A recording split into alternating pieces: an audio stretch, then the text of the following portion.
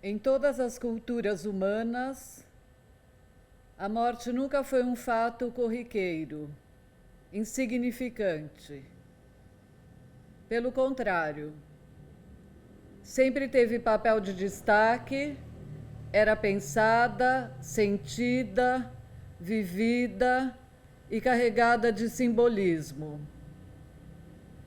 Na contemporaneidade, esse fenômeno se tornou tabu. Ninguém o menciona, ninguém quer pensar nele, e todos querem disfarçar quando chega. A sociedade recusa-se a encará-lo, apesar de saber tratar-se de uma coisa certa. Porém, apesar do interdito de hoje, em toda a história ela foi motivo de indagações. Mas o que representa para nós a morte, de si ou do outro, enquanto seres humanos com forte desejo de vida?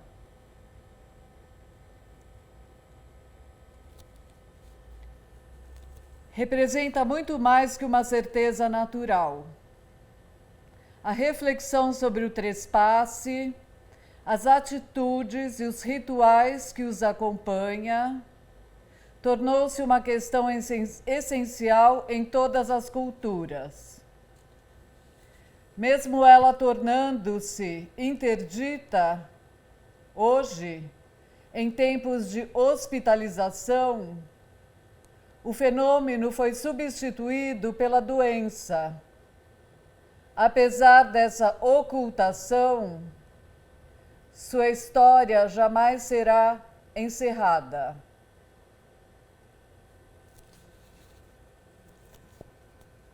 No século passado, buscando romper com essa interdição aparente, nasce uma nova ciência cujo objeto de estudo era especificamente a morte.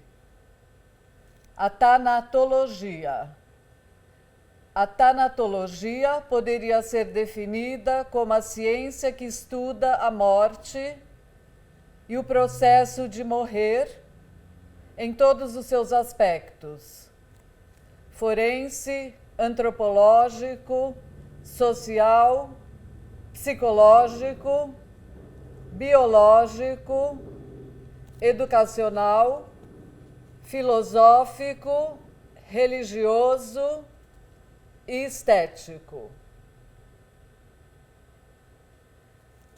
Devemos nos atentar para a diferença entre a morte e o morrer. A palavra morte é definida como fim da vida, destruição, ruína, enquanto o ato de morrer é conceituado da seguinte forma: cessar de viver, falecer, fenecer, abrandar-se gradualmente, morrer lentamente.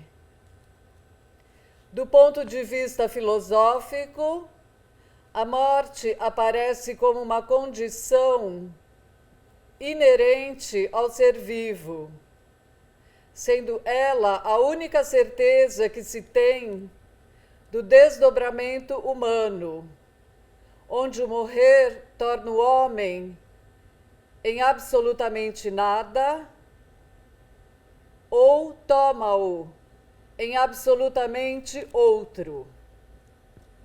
Podemos então definir a morte como fenômeno individual e concreto, correspondente ao fim da vida biológica, vivido apenas pelo que está morrendo.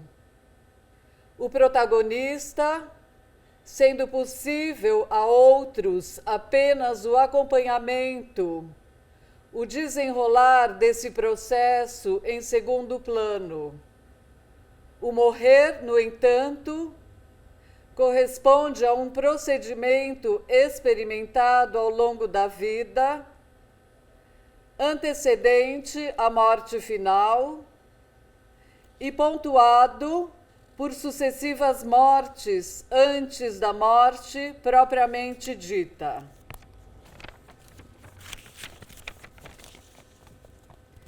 Voltemos nossa atenção para os anos finais do período medieval. Para entendermos a complexidade dessa sociedade, seu funcionamento e suas tensões, assim como refletir sobre a forte associação entre morte, mortos e cristandade no Ocidente, por meio da intensificação dos lugares dos finados nos diferentes sistemas.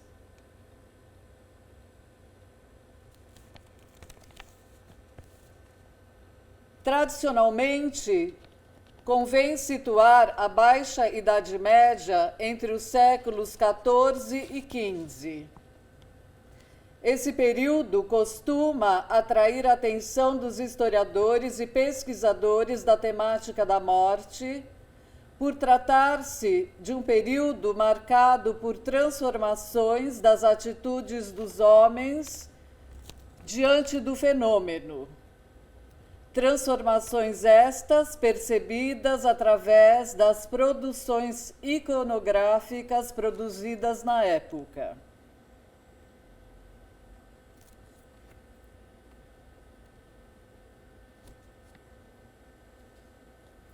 Entre os séculos finais do medievo, a morte tornou-se o centro dos aspectos retratados pelos artistas, com enfoque na seguinte mensagem: ninguém está a salvo. Nesse sentido, a mudança da natureza da morte na historiografia tradicional, que deixa de ser exclusivamente cristã e torna-se um assunto bastante usual tanto na literatura quanto na iconografia e escultura funerária, influenciando desse modo a representação da dança macabra que vemos projetada principalmente a partir de 1350, que passa a ser o reflexo da mudança da mentalidade no fim do medievo. Ilustra-se de forma assustadora, angustiante, demonstra o medo, a dor, o sofrimento das populações que, diante de situações sociais adversas, enxergam na arte uma forma de se expressar, de mostrar sua impotência diante dos problemas que assolaram os séculos XIV e XV.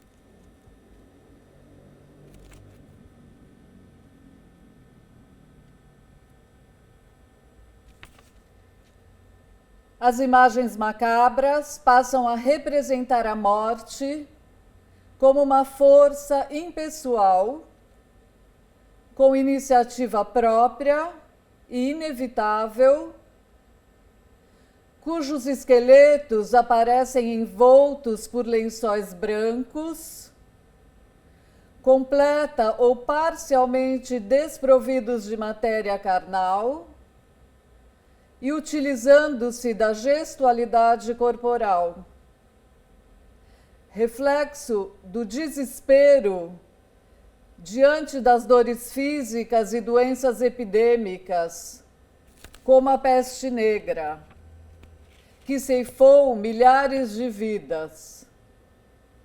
A epidemia de peste negra, ou grande peste, do período de 1348 a 1349, foi a pior de toda a Europa e provocou redução acentuada da população, que, segundo Boccaccio, Para se tratar apenas da cidade de Florença, no período que vai de março a julho, mais de 100 mil pessoas foram arrebatadas à vida no interior dos muros da cidade.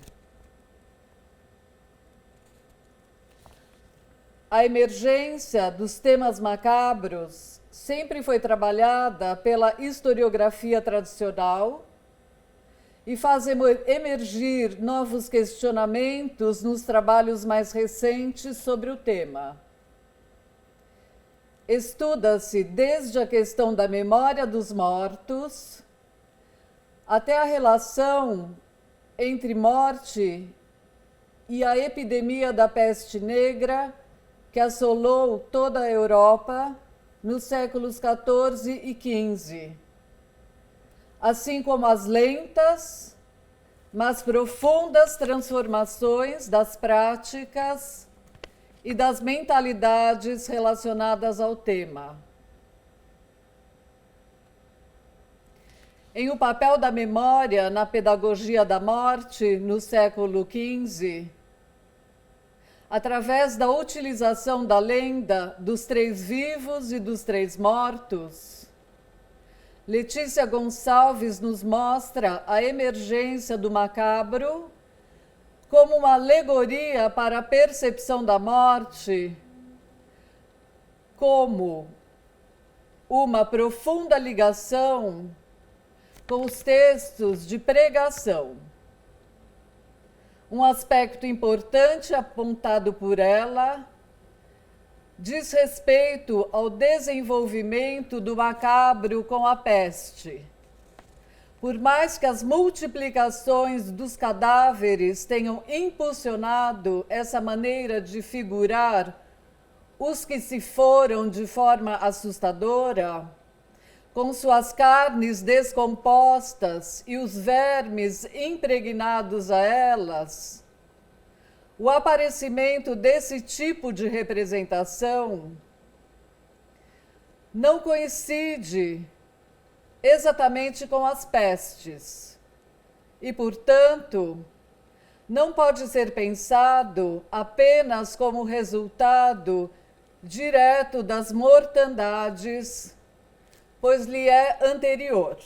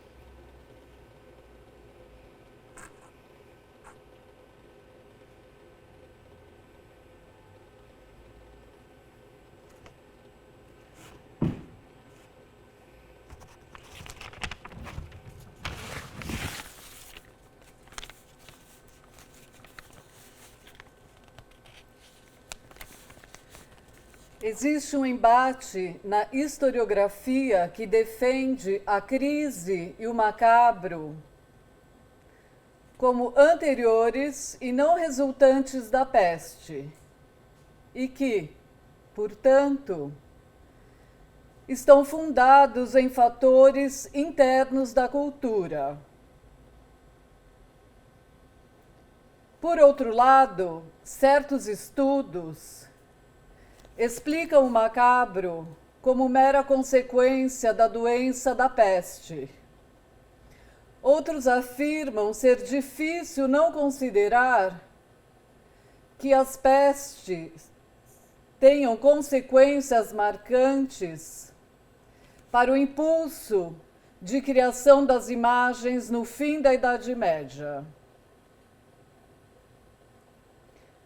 Johann Huizinga, em O Declínio da Idade Média, buscou captar as características mais originais dos séculos finais da Idade Média. Para isso, a época foi tomada em sua totalidade e de forma homogênea. Huizinga via a morte dos macabros como a descrição realista desse acontecimento, ou seja, o macabro é situado pelo autor em uma perspectiva de crise. Jacques Chifoulot, em O que faz a morte mudar na região de Avignon, no fim da Idade Média, levanta uma hipótese diferente do que foi descrito acima. Com base em gráficos e tabelas estatísticas, pretende detectar as mudanças ocorridas na noção de morte dos avignoneses no fim da Idade Média. Através de argumentos extremamente pertinentes, o autor tece sua resposta a partir das curvas populacionais, o aumento demográfico, subproduto do desenvolvimento urbano e mercantil, introduziria novos padrões de vida e de comportamento que estariam na base das mudanças. Analisando uma série de testamentos da região, buscou encerrar a visão de que a morte foi reveladora do papel da religião na vida social. Em combate a toda uma corrente que pregava a obsessão pelo macabro, por causa do horror à epidemia de peste e diretamente ligado à multiplicação dos corpos e à crise demográfica. Chifoulot aponta a mutação de mentalidade refletida nas novas atitudes diante dos mortos, muito antes das pestes e das mortalidades. O renascimento do Testamento Romano já é um sinal dessa transformação, onde a vontade individual do testador aparece independentemente das pressões do costume. O fato de não se evocar mais a autoridade do pater familias para justificar a continuidade social possibilita o surgimento da morte em si, devido aos questionamentos às velhas solidariedades sociais.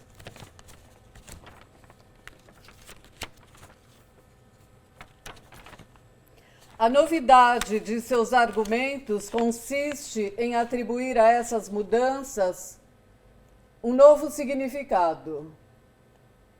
As crises do final da Idade Média perturbam a passagem e a relação entre mortos e vivos. Afeta a solidariedade da linhagem rompe com as raízes culturais e geográficas dos homens. O que perturba os avignoneses é a impossibilidade de reencontro com os seus familiares no pós-mortem, de se juntar aos restos mortais dos seus, e não a angústia visceral causada pelas doenças. O sentimento de fracasso pessoal, de fragilidade humana, não se trata do amor à vida, mas sim ao surgimento de uma nova solidariedade em que os mortos se veem privados do acesso à sua família. Sendo assim, não são os acontecimentos do período que modificam as imagens da morte, mas a relação entre paz e tradição. É esse abandono, esse desenraizamento e a perda da linhagem imaginária e imaginada, não o simples desaparecimento de parentes reais, que dá conta das novas atitudes em face da morte. Contraditoriamente, a noção de indivíduo se reforça com esse estado de instabilidade. É na crise, no luto e na melancolia que nascem o homem, a religião e a racionalidade moderna. A despeito do surgimento do macabro, tanto Chifolô quanto Almeida partem do mesmo princípio. O aparecimento deste tipo de representação não coincide com as pestes. A crise social demográfica, a multiplicação dos corpos e o medo, resultado direto das mortandades, não podem explicar a explosão do macabro, pois lhe é posterior. Aries nos diz em História da Morte no Ocidente, da Idade Média aos nossos dias, que o macabro não significa o medo da morte, nem do além, mas um resultado de amor apaixonado pela vida, pelo mundo terrestre, e resultado da consciência do fracasso de cada um na hora do trespasse. As artes e as danças macabras acabam expressando não a revolta, mas o desgosto diante dessa amargura. Os traços cadavéricos não amedrontavam, apenas serviam para fortalecer a ilusão da vida suscitada pelo apego aos bens materiais. Assim como salientou Aries, Jean-Claude Schmitt atribui na obra Os Vivos e os Mortos na Sociedade Medieval aos mendicantes e suas pregações essa modificação na morte tradicional. Diferente do que a maioria dos historiadores faz,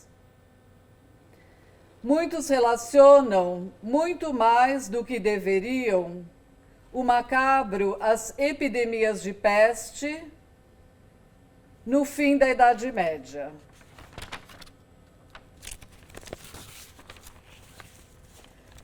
A partir, para análise das imagens, percebemos o que Aries chamou de triunfo da morte, ou seja, a igualdade dos homens diante do fenômeno. O final da Idade Média ilustra o poder coletivo da morte. Contraditoriamente, ao mesmo tempo que faz emergir o individualismo de cada um quando a sua hora chega.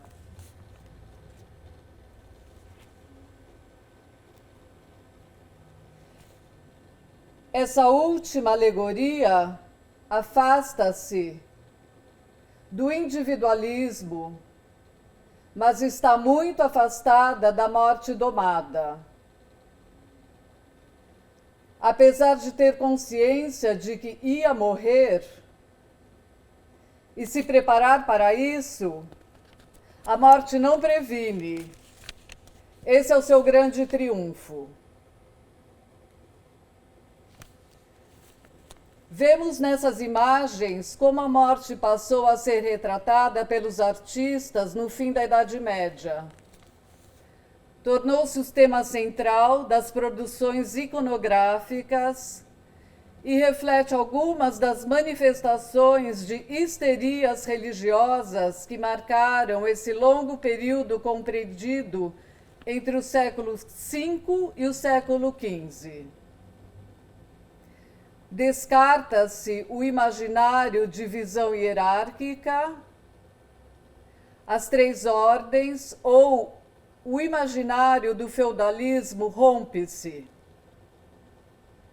Assim, a morte aparece como democrática, igualitária e atingiu indiferentemente todos: imperadores, reis, nobres, camponeses e até os clérigos, como apontou.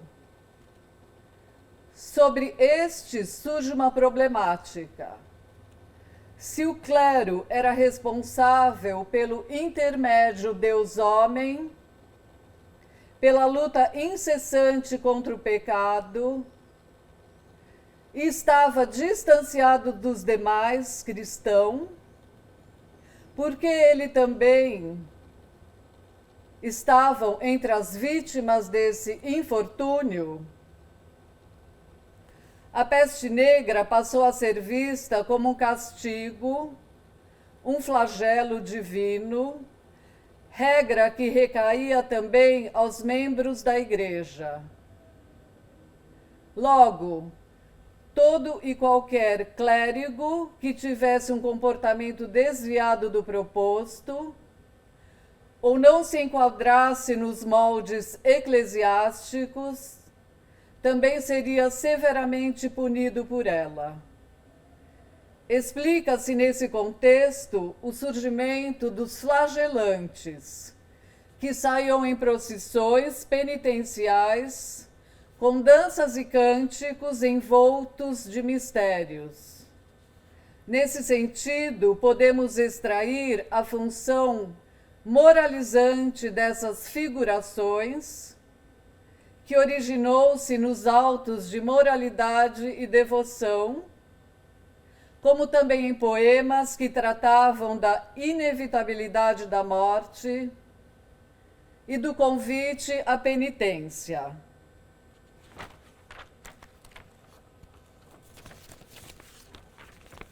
Na imagem projetada, a morte entra na casa de uma camponesa e leva um de seus filhos. No campo inferior direito e em lugar de destaque, aparece uma ampulheta. Notamos uma ligação direta entre a criança e o símbolo do tempo. Essa conexão informa que a morte chega para todos, independente da idade, e informa: como eu, tu serás. Transpondo-nos exclusivamente as imagens, percebemos a morte como alegoria a partir da personificação nos esqueletos. Subtenda-se o chamado da morte. A partir de então, ela assume uma forma descarnada, corporificada. A morte surge para lhes informar a proximidade de seu trespasse, na maioria das vezes, utilizando-se da gestualidade corporal. Segundo Pereira, as danças macabras, além de serem realizadas nos cemitérios, tornou-se uma prática muito comum no fim do medievo. Acabam despertando interesses dos artistas e ganhou grande espaço nas pinturas da época. Nesse sentido, a mudança nas maneiras de expor a morte, e isso faz com que ela se torne um assunto muito usual, tanto na literatura quanto nas artes plásticas. As novas práticas de lidar com os mortos acabam influenciando desse modo a representação dessa dança, principalmente a partir da metade do século XIV. Ela era uma forma de manifestação corporal e reflexo também do desespero diante das dores físicas e doenças epidêmicas.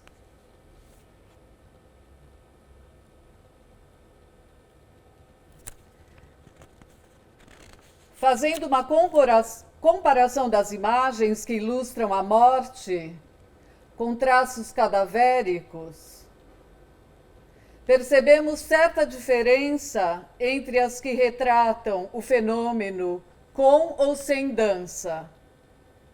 Em algumas telas, a morte ilustra-se de forma assustadora, angustiante e demonstra a dor e o sofrimento das populações que, diante de situações sociais adversas, enxergam a arte como uma forma de expressar, de mostrar sua impotência diante dos problemas que assolaram os séculos XIV e XV. No entanto, algumas das imagens da dança macabra expressam certa ironia e comicidades dos atores retratados nessas pinturas. Os esqueletos se contorcem, utilizam a gestualidade e representam as dificuldades e possibilidades dos homens diante das condições de vida. Apesar dessa diferença, em ambos os tipos de imagens, o fenômeno é retratado com uma força impessoal e inevitável.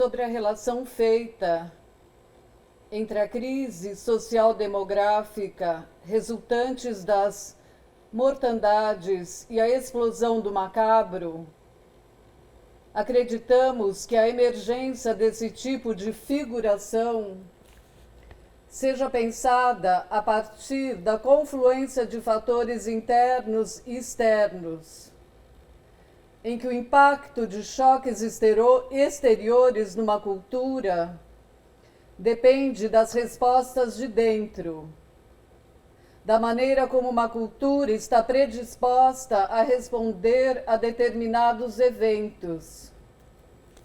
Nesse sentido, podemos afirmar que as artes macabras aparecem antes mesmo do aumento da mortalidade causadas pela fome e pelas doenças do fim da Idade Média. Mas esses fatores devem ser levados em consideração para compreender o predomínio dessa maneira de figuração nos séculos finais do medievo. A dança da morte passa dos cemitérios às artes, das artes para os aspectos mais triviais do cotidiano, saindo das telas pintadas para a análise de imagens textuais. Percebemos que a partir das crônicas do rei Juan II de Castela, produzida no século XV, como a dança da morte é transposta das telas para os acontecimentos do dia a dia. Na cerimônia de coroação de Fernando Antequera, em 1414, ela é realizada com a intenção de entreter os presentes, e eles eram capazes de integrar o macabro, convertido em gênero, em sua cotidianidade e em suas festas. O texto narra com detalhe esse acontecimento. Se moveram os céus, e no meio da sala surgiu uma nuvem, na qual vinha a morte, que era muito feia, cheia de caveiras e cobras e tartarugas, e vinha nesse estilo. Um homem vestido com uma roupa amarela justa ao corpo, que parecia seu couro, e sua cabeça era uma caveira descarnada, sem nariz, sem olhos, e era muito feia e muito espantosa. E com a mão, fazendo acenos por toda a parte, levava uns e outros pela sala. Nos dois séculos finais do período medieval, a dança se configura num traço cultural e mentes singulares, símbolo característico tanto da cultura aristocrática e das comunidades campesinas, ou seja, produto de movimentos e gestos refinados, unidos a formas tradicionais e resistentes das manifestações culturais.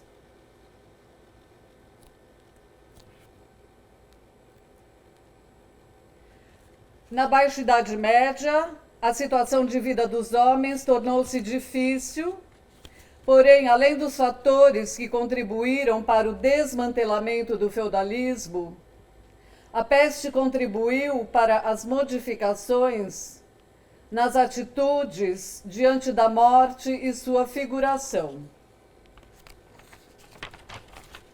A partir da associação desse fenômeno e da evolução das estruturas mentais da sociedade medieval, o macabro tornou-se o centro das atenções dos medievais e dos aspectos retratados pelos artistas. Observamos assim que para o homem tardo medieval, A morte não é um conceito abstrato. Ela apresenta-se concretamente em seu dia a dia e em suas representações está sempre dotada de significações.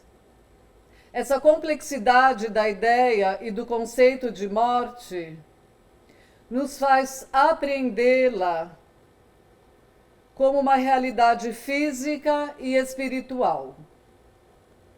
Ela dissolve vínculos sociais antigos e cristalizados e conduz a outros novos.